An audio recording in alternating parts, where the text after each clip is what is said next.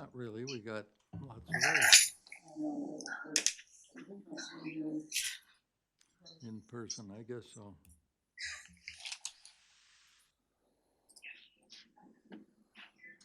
There's Commissioner Bell.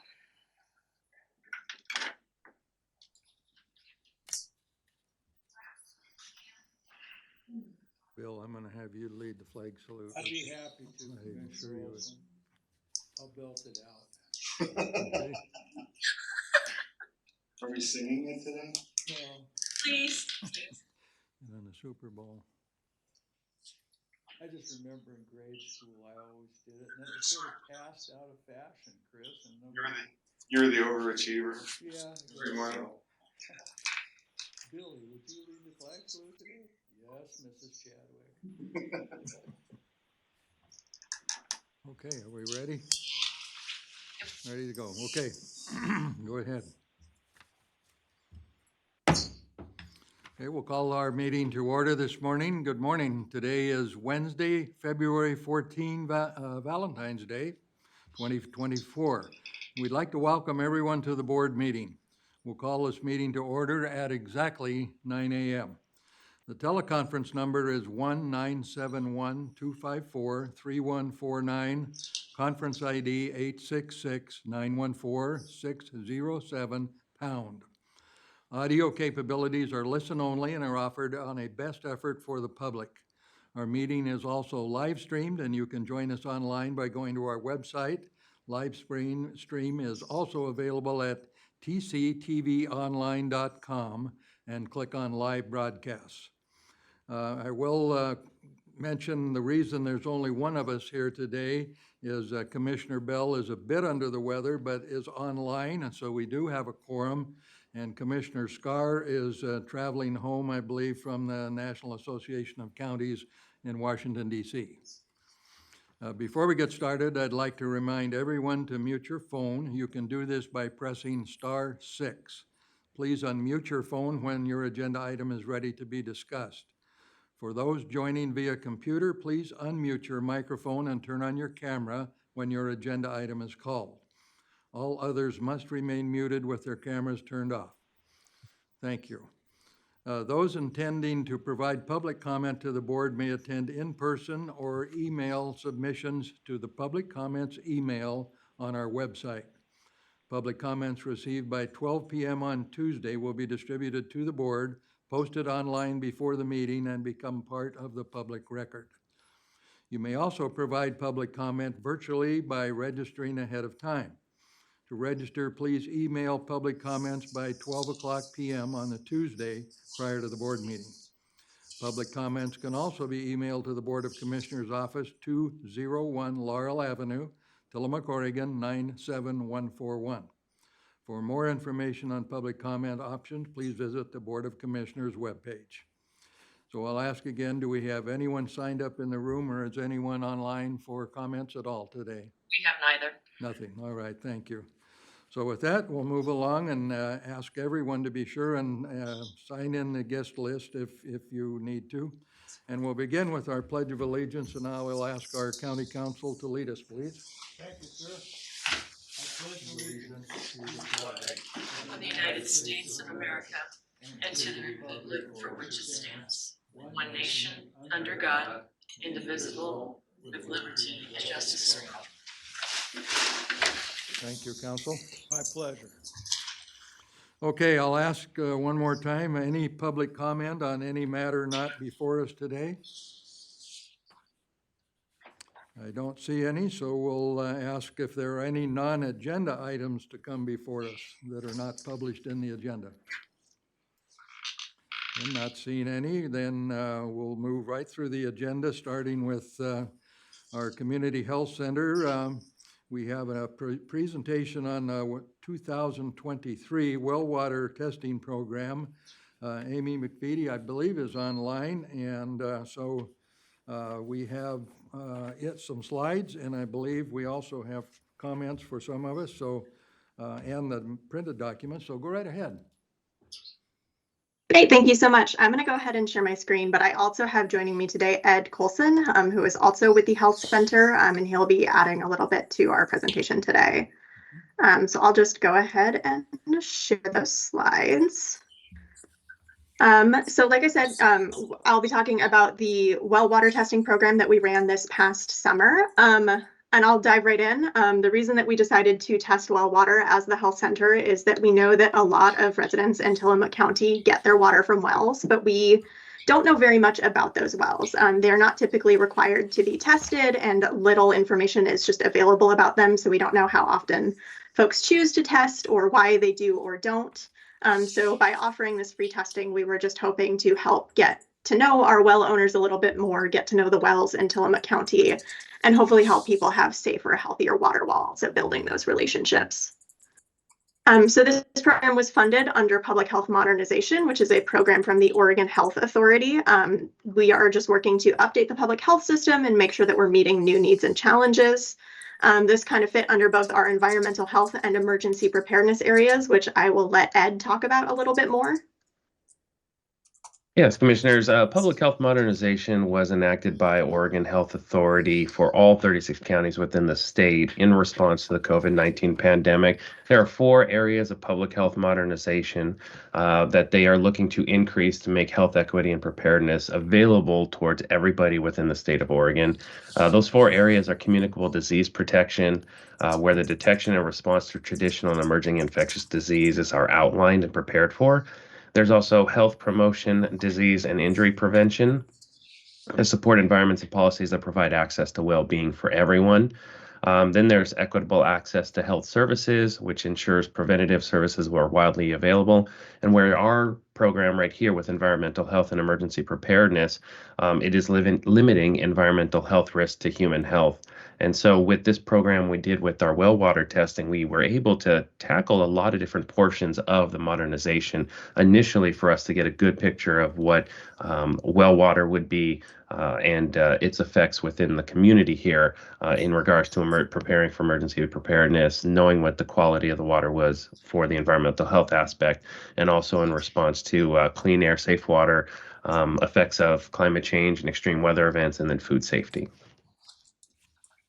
Thanks, Ed. So with all that information, we launched this testing program where we offered free testing to private well owners in Tillamook County.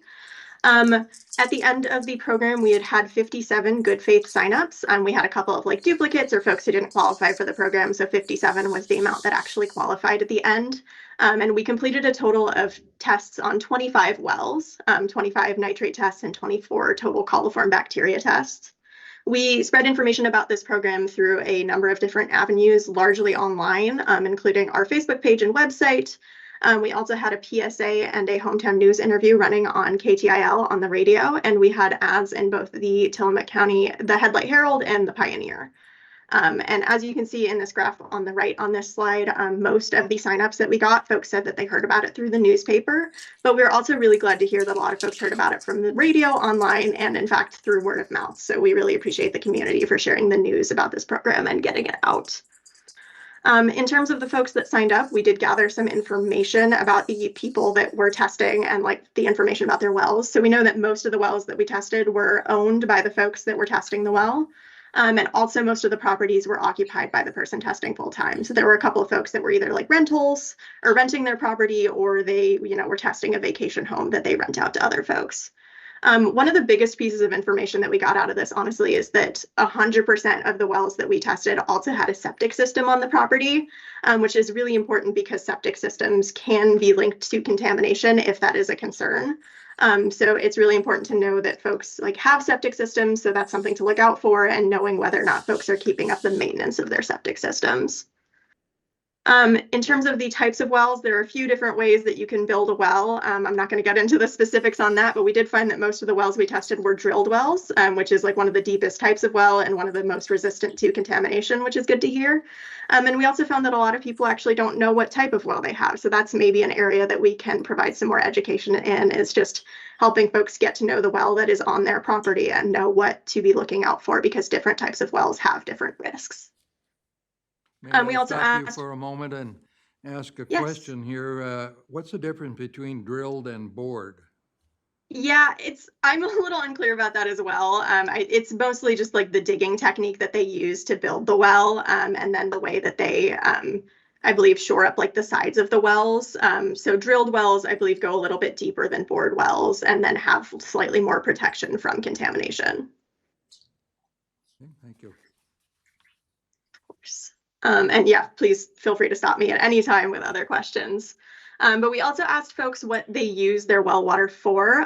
For the most part, everyone used their water for pretty much all common household purposes, as you can see listed here.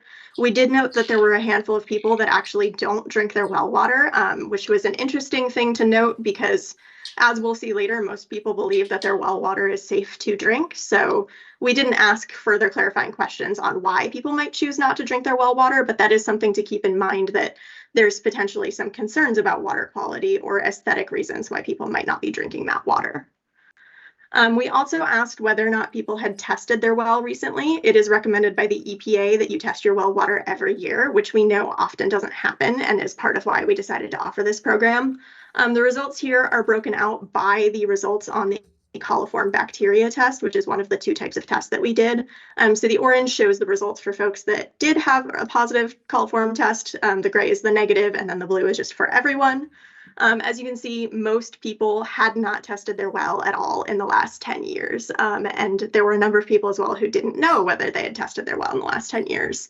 So again, this is something important where we really want to make sure that folks know that they're supposed to be testing their well and provide them the resources to hopefully improve that. For the folks that had tested their well in the last 10 years, pretty much everyone had tested for total coliform bacteria, and then most had also tested for nitrates and arsenic. And those 3 combined are the 3 that are required under Oregon state law to test when there's a real estate transaction with a property that has a well. And a number had also tested for lead, which is a pretty common health concern.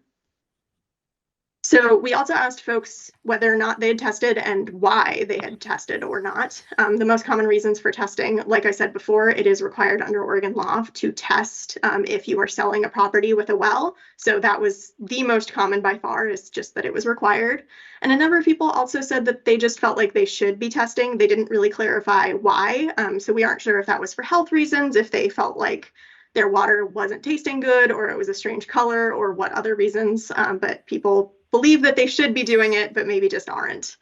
And then in terms of not testing, these were kind of what we expected to see, as a lot of people didn't know how or where to test their well water. We don't have a lab that does testing here in Tillamook County, so that is a pretty big barrier for folks. And also, it's just one of those things that's really easy to forget about. You know, you're supposed to do it every year, but it can pass you by pretty quickly. And then before you know it, it's been several years and you haven't tested the water. So that's something to keep in mind as well, is trying to provide frequent reminders to well owners to test their water. So now the actual results for the testing. I am really happy to report that we did not find any wells that were positive for nitrates, which would be anything above the maximum contaminant level set by the EPA. We did find, however, that a quarter of the wells that we tested were positive for total coliform bacteria. And within those, there were a handful that had E. coli found in the well. I'm not reporting that exact number because it was a low number, but that is, again, something to keep in mind, is that when a well is damaged or there's, wastewater leakage, things like that, that can lead to bacteria in the well, and that can cause some health issues. So we want to make sure that folks are testing, and if they find anything, they're getting their well repaired and then decontaminated so that they have safe water to drink. One of the last things that we looked at was just what knowledge and beliefs folks had around their well water. So we asked them to read these 5 statements and then rate how much they agreed with each of them. On this next slide, I'm going to have some numbers, which are like the average responses for these. What we want to see is anything above a 3, because a 3 means that everyone was on average neutral, did not agree or disagree. So we want to see agreement, which would be above a 3. However, you can see that the only number, or the only statement that we had agreement above a 3 on consistently was that well water is safe and high quality. So folks are pretty confident that their well is safe, but then when it came to knowing how to test their well or where to get more information about it, folks do not have that knowledge. So that's something that we really want to work on, is making sure that people have access to those resources and know where they can go to get that information. This chart is just another way of displaying that same information. The orange and yellow here indicates that folks were disagreeing with the statements. The blue indicates that they agreed. Again, we would like to see more blue than the orange and yellow, but unfortunately we're seeing a lot of orange and yellow. So that shows us that there's some gaps in our education and knowledge.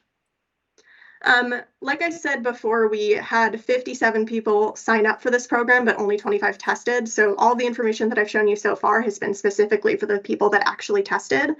So just going really briefly into some of the information that we gathered for folks that signed up but didn't test, because that also gives us some really good information.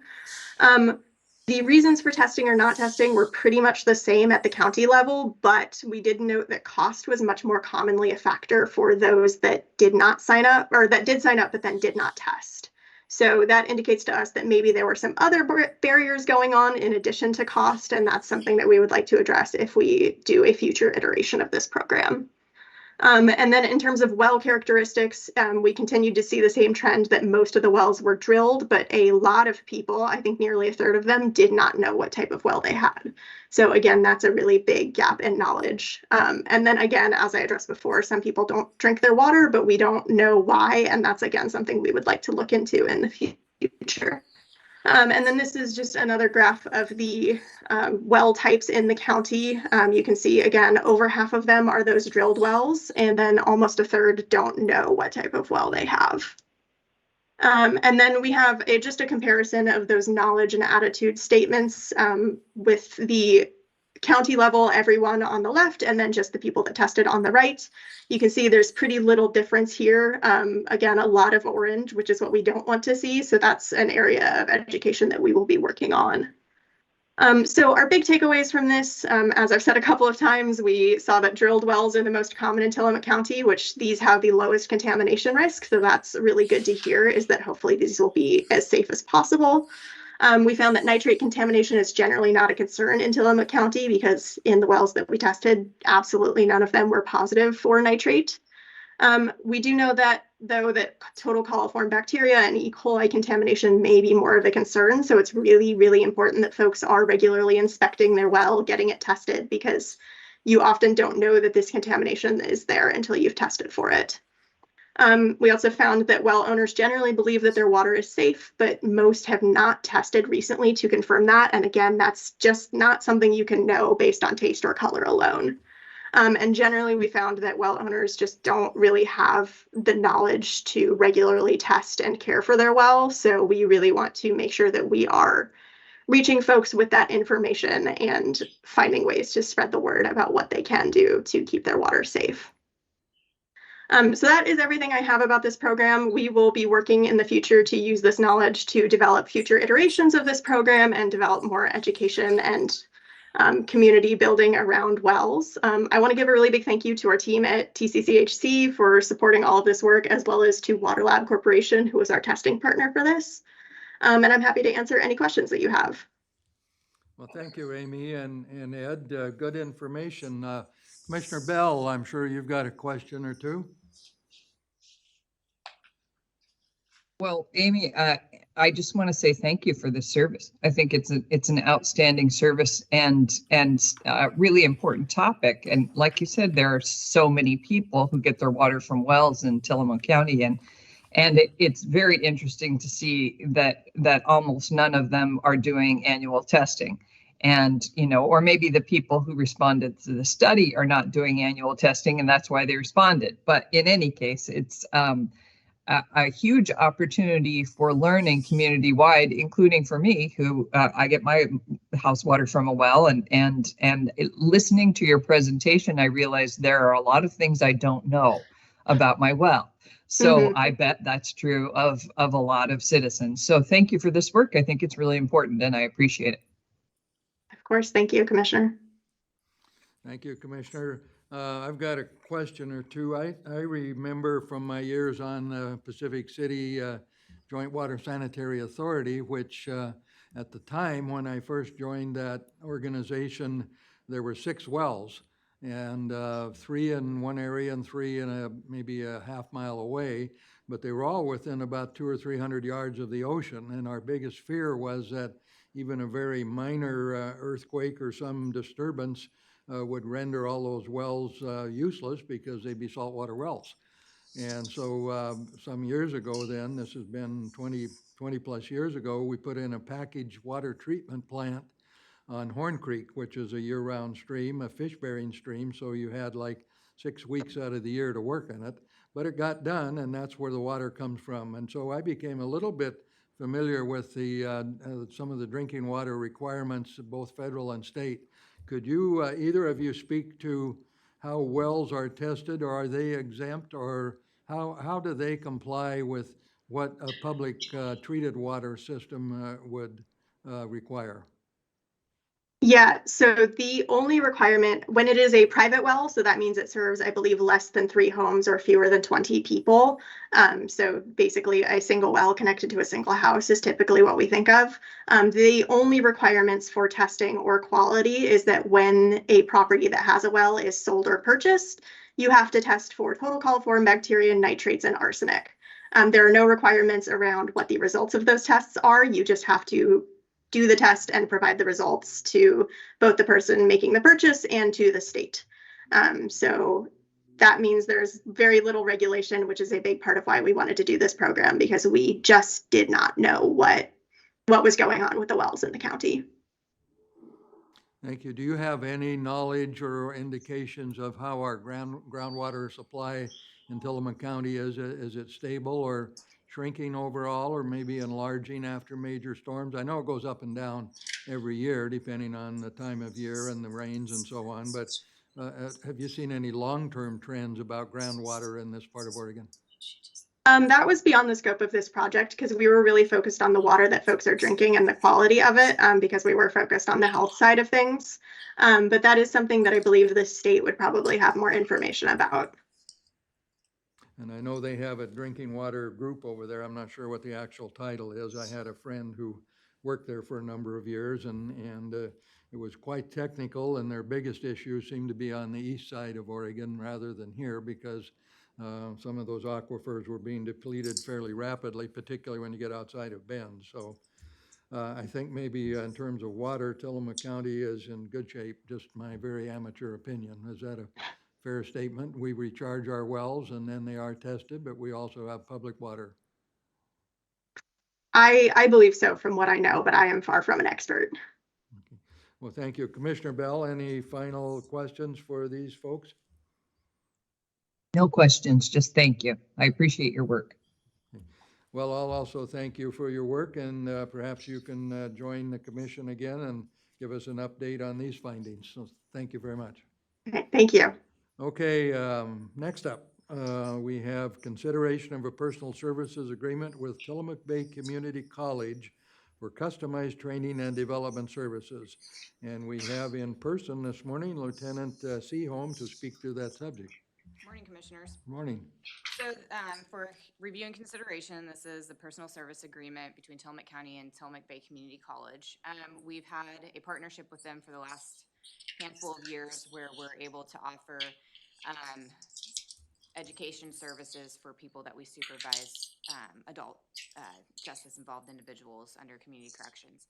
So this is just updating and changing this program slightly. So we have $25,000 allotted to this program. And this would be for anybody who needs or wants to get their GED or continue any education. So what we'll try to do is pay for equivalent to 3 college credits. So if they want to do that with a welding program or maybe the CDL or just take an accredited college class, they could do that. And so kind of get their foot in the door to become a student over there at TBCC and see if they want to further any education. Okay, thank you. Commissioner Bell? I think that's a great program. I'm really glad that we do that. It's, you know, for incarcerated individuals to have the chance to further their education or set themselves up better for job opportunities. I think it's terrific. So thank you. And that's, in my opinion, one of the best things that comes out of having a local college. Probably a little easier to set it up than if it were elsewhere. What is the source of the $25,000? Sure. So it's a combination between our grant and aid, which is our main funding source for community corrections, and then also Justice Reinvestment Grant. So which is a criminal justice commission grant that focuses on reduction in prison usage and reduction in recidivism. So we try to tailor the programs for addressing risk and needs, and education and employment is one of those domains that we try to focus on. Good, thank you. Commissioner Bell, last call. Any additional questions? No, thank you. Okay. All right, then would you care to offer a motion to take that forward? Absolutely. Mr. Chair, I move approval of a personal services agreement with Tillamook Bay Community College for customized training and development services. I will second that motion. Ask if there are any further discussions, questions. If not, all in favor say aye. Aye. Aye, thank you. Motion carries. Thank you, Lieutenant. All right, item number 7. Consideration of a contract for goods with Pacific County for the purchase of a 2024 Trail King TKT 60L tilt deck trailer. Chris is on, I guess. I haven't seen him, but there. Well, oh, we've got I am somebody substitute from, Chris today. Okay, go right ahead, please. Good morning, Commissioners. Jasper Lynn standing in for Chris Lady as part of the Engineering Department of Public Works. The contract we're presenting you today is for a 2024 tilt deck trailer. We're hoping to purchase through Pacific County. We were actually shopping for this precise trailer with the manufacturer, and the lag time is about 9 months to be able to get that. Whereas Pacific County had recently incorrectly purchased this exact trailer that we're looking for. And so it can adjust our time from a 9-month delay to picking it up this month with plenty of lead time for the paving season. This particular trailer is something that we're looking at as a way of increasing our ability for paving in these public roads. It particularly is an advantage in that it has a knife edge ramp on it, so that when we're trying to load one of our heavier equipments, particularly the rollers, we have a smoother transition up onto a trailer that's a full 3-axle and capable of handling that weight. If you have any questions, I'd be happy to answer. To Commissioner Bell. No questions. I'm glad you found one that you can get right away. That's terrific. Well, it's my question. As I recall, Pacific County is in Washington State, which is on the Long Beach Peninsula. Is that, am I thinking of the correct place? That is correct. They are the furthest southwestern county in Washington. So how did we, Tillamook County, get a line on that in another state, another county? So through the distributor that we were already talking with to find this particular trailer, Pacific County had purchased this trailer, but it was not the actual model that they were needing to get. So they had essentially mistakenly purchased it and were interacting with the folks that we were interacting with. So it just so happened that they knew where there was one recently sold within our vicinity that would be a faster availability. So their mistake is our benefit, we could say. Indeed. Wonderful. Good. Well, I'm always glad to see that local governments work together, because while we stand alone in some respects, we're really all trying to do the same thing. And so that certainly works for my part of all of this. So I didn't see a dollar amount. Could you give us an approximate amount? Sure. The cost of this particular trailer is $52,440. And no cents. Even money. Makes a lot of sense from this end. All right, thank you. Any other questions, Commissioner Bell? If not, we'll entertain a motion for this request. Mr. Chair, I move approval of a contract for goods with Pacific County for the purchase of a 2024 Trail King TKT 60L tilt deck trailer. And I will second. Any more questions, comments? All in No. favor say aye. Aye. Aye. Thank you. Motion carries. Thank you, Jasper. Thank you, Commissioners. All right, to move along to item 8, consideration of an Oregon Department of Environmental Quality voluntary cleanup agreement for the review and oversight of contaminated property at the site of the former Wheeler Lumber Mill property located at Highway 101 and Marine Drive, Township 2 North, Range 10 West, Section 2, tax lots 300, 301, 400, 4700, and 4800 in Wheeler, Oregon. And with us this morning, Chris Chiola from DEQ, not DEQ, Department of Community Development, I beg your pardon. So, good morning. Good morning, how are you? Very well, thank you. Chris Chiola, Department of Community Development. Good morning, Commissioners. This letter is an agreement as part of the EPA Brownfields grant that Tillamook County has, and we're conducting several phase 1 and phase 2 reviews on these sites. This one, there's a couple things there that DEQ wants to review. So this is a standard letter of agreement with them. And to give some background on it, Commissioner Olson already gave all the tax lot information, but we're using EPA Brownfield grant funds to conduct a phase 1 and phase 2 environmental site assessment for the former mill site in Wheeler. DEQ agrees to review environmental documents submitted by you on your behalf regarding the investigation and or cleanup of the above referenced site and review related information. There is no cost to Tillamook County under this agreement. DEQ is waiving the required minimum deposits and things like that. It's just a formal agreement that they have to have in place before we do all that. So there's no obligation on Tillamook County. It's been reviewed by County Council, and Rachel is also part of the group that's managing this EPA grant. So this is just a standard language. And are there any questions about it? Commissioner Bell, any questions? No questions. Thank you. My only question, every time I see or hear of the brownfields funding one thing or another, I think that's really a good thing.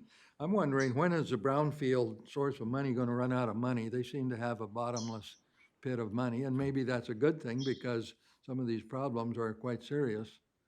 The money comes from the federal government through the EPA, and there are different funding sources and cycles that they go through. And it really depends on their funding from the top down. And a lot of this money came from parts of the infrastructure money that came out. Some years there's a lot, some years there's not quite as much. But we ended up getting $500,000 to review and assess 4 sites in Tillamook County. So the sites that have happened in the past have gotten either a clean bill of slate or have had funding to clean them up and put them into development so they can be redeveloped for other property owners. So it is a big pot of money out there, but it does dry up from time to time. So Right like, now it happens to be full. like everything else, there's a budget cycle. And so now I just wondered, I know there's been lots of brownfield activity across Oregon. And like I said, I think that's in large part a very good thing, because years ago, people who had a small service station or whatever, they didn't really care much about where certain chemicals went, and they went into the ground, and that doesn't work for anybody, particularly when we just heard earlier this morning, a lot of people got their drinking water straight out of the ground without any treatment and so on. So, okay, very good. Then I'll make a last call to Commissioner Bell. Anything you've thought of that you'd like to question Chris on? No questions, but I'm fully supportive of the grant and the program. Thank you, Chris. Thank you. Okay, then I'll entertain a motion to take this forward. Mr. Chair, I move approval of an Oregon Department of Environmental Quality voluntary cleanup agreement for the review and oversight of contaminated property at the site of the former Wheeler Lumber Mill property located at Highway 101 at Marine Drive, Township 2N, Range 10W, Section 2, tax lots 300, 301, 400, 4700, and 4800 in Wheeler, Oregon. And I will second that motion. Any further discussion? All in favor, say aye. Aye. Aye. Thank you. Motion carries. Thank you very much. Thank you. Thank you, Chris.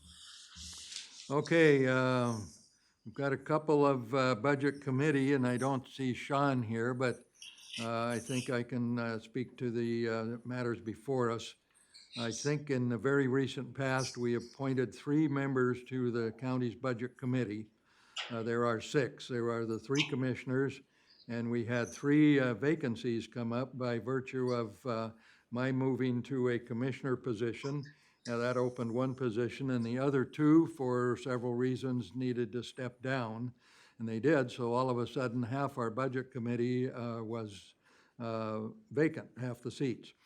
And so we went through a process, appointed Three, I think there were 4 applicants, all qualified, but we selected 3. And when we appointed them the first time, we just appointed them. What these 2 motions do is set their length of term so that they're staggered. I think one for 1 year, one for 2, and one for 3, so that they don't all come vacant again or need to be considered for reappointment. So those are the 2 before us. Now, one is for the Tillamook County Budget Committee, and the other is for the Compensation Committee. The Compensation Committee is those same 3 individuals minus the 3 commissioners, and their charge is to recommend salaries for elected officials.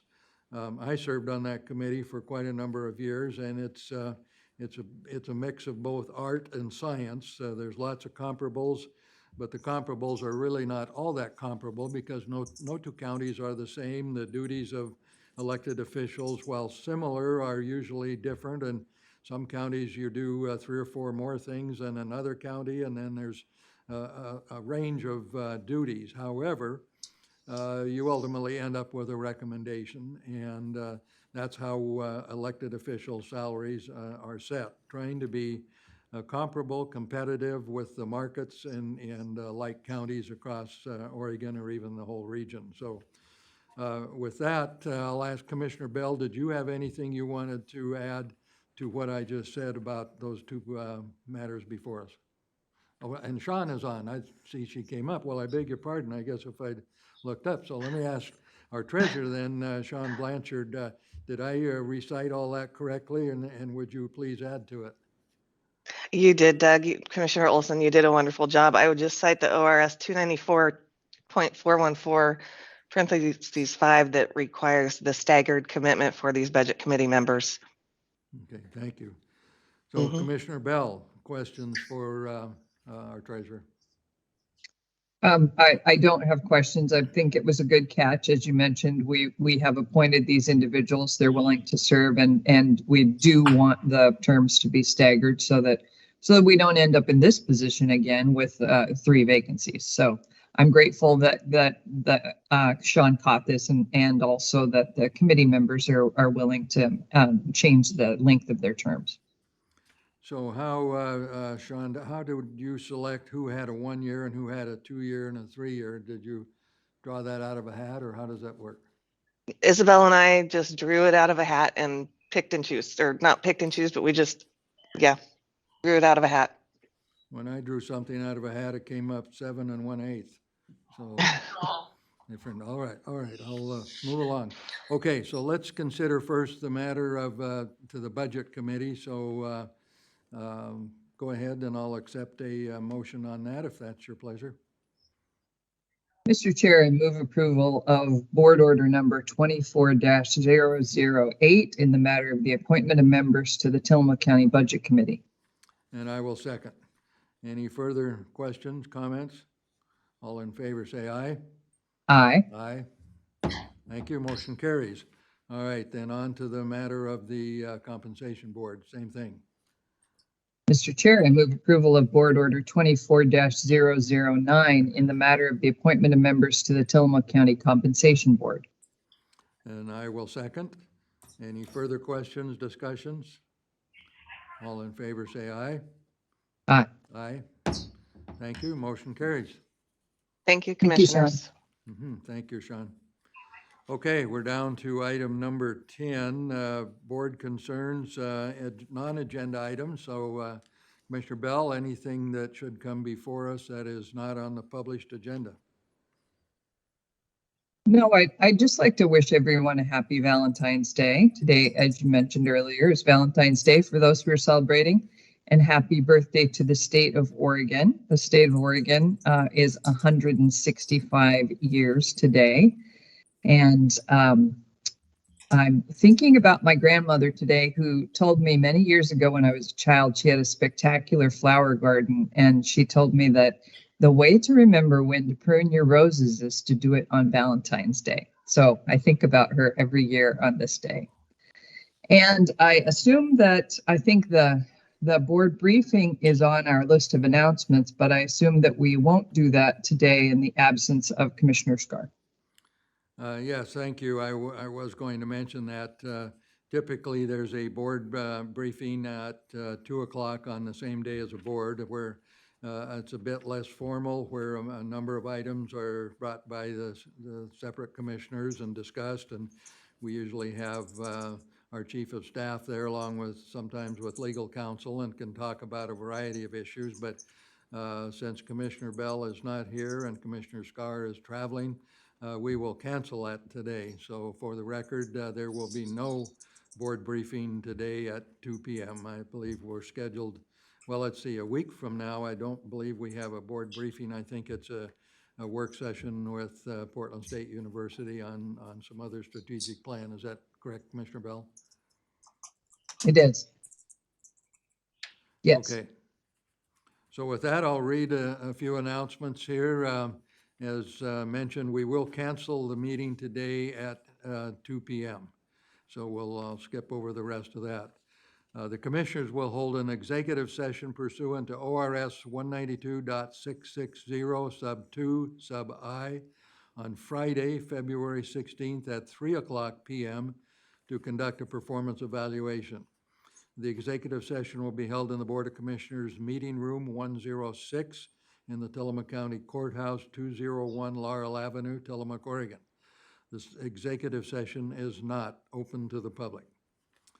President's Day is an observed holiday for the county and the Oregon State Circuit Court.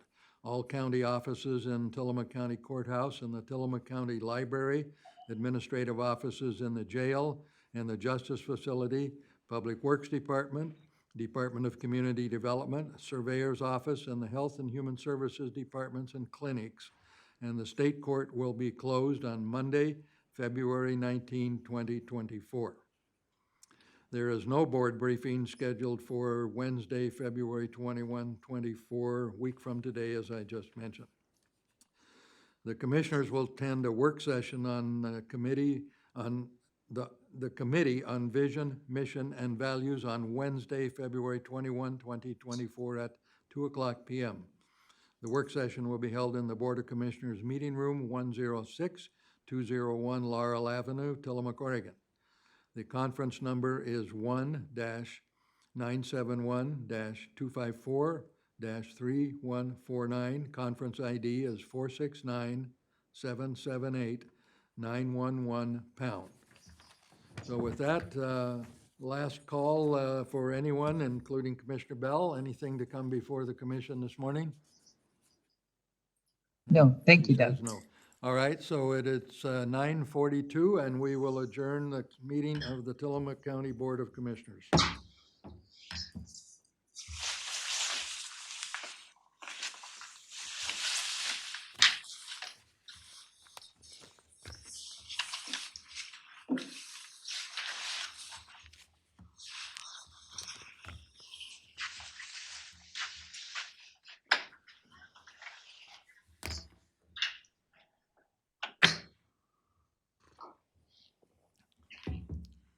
Well, you got off pretty easy today there, Bill. I sure did. See We now, all did. this stuff now, I guess we all sign